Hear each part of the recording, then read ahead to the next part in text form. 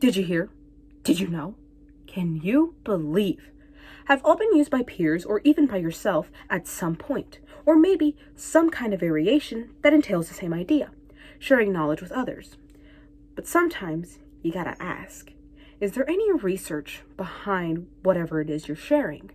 Was there any logical reasoning that went behind a headline that you read? Is it all trustworthy? And more importantly, do you trust it? My name is Jay, and today's topic is anti-intellectualism in politics. Now, what is anti-intellectualism? Anti-intellectualism can best be defined as the hostility and or mistrust towards intellectualism. Intellectualism being best defined as the exercise of the intellect at the expense of emotions, also known as rationalism. Anti-intellectualism can take many forms, but in this video, we're going to focus on one: populist anti-elitism. Denial or discredit for elite institutions and or intellects for no apparent reason. Not wanting to believe the person with glasses and a posh accent because they aren't smarter than me. Who do they think they are? So anti-intellectualism exists everywhere, but in politics, where does it exist? Anti-intellectualism in politics. Climate change being a hoax. The root of this example is anti-intellectualism. While this idea is amplified with things like misinformation and fear-mongering, the foundation of it is anti-intellectualism. Now, why should we care that anti-intellectualism exists, and why so much now? Well, there are negative ideas being spread because of the age of the internet. These negative ideas are having detrimental effects on our society that we're going to be living in, and if not us, then our next generation. The reason I'm addressing this is because it harms the foundation of intellects and scholars as a whole. If we lose our trust in objective science and research that has been enforced and protected for so long by so many people, what will we be able to trust when another pandemic strikes? Will we be able to move forward without them? So why? Why is anti-intellectualism such a big deal in politics? Well, it's always been a big deal, but the issue has only been growing. After George Bush became president in 2001, he put out the Kyoto Protocol, which was just an international agreement that was supposed to help reduce greenhouse gas emissions. Bush and Cheney, his vice president, have been quoted in saying things about climate change like, Bush saying, "We do not know how much our climate could or will change in the future.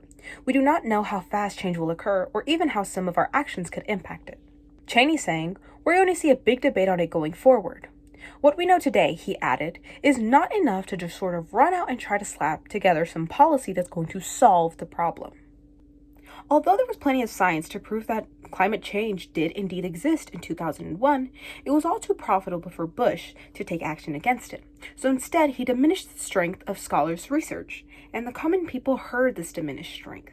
Although Bush took actions against improving climate change, he at least acknowledged its existence. But Donald Trump is just flat out saying it doesn't exist.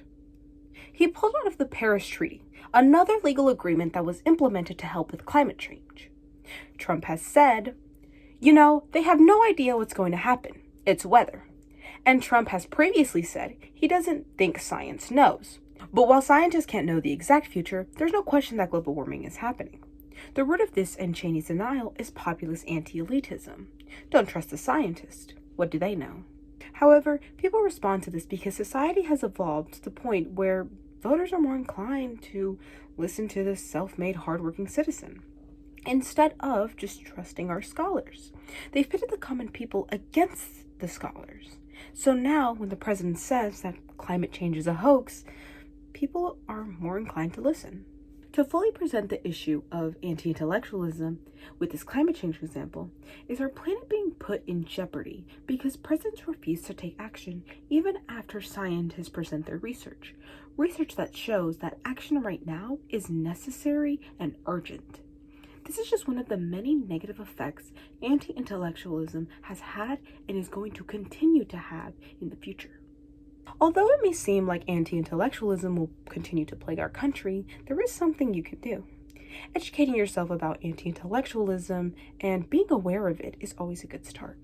Being a bit skeptical about information you find on the internet and doing a bit of research on your own, finding reliable sources from trustworthy scholars, and above all, practicing intellectualism. Look at the hows and further your understanding with the whys. Instead of trusting the bold headlines, read what's under them, and then read in between those lines. And have a nice day.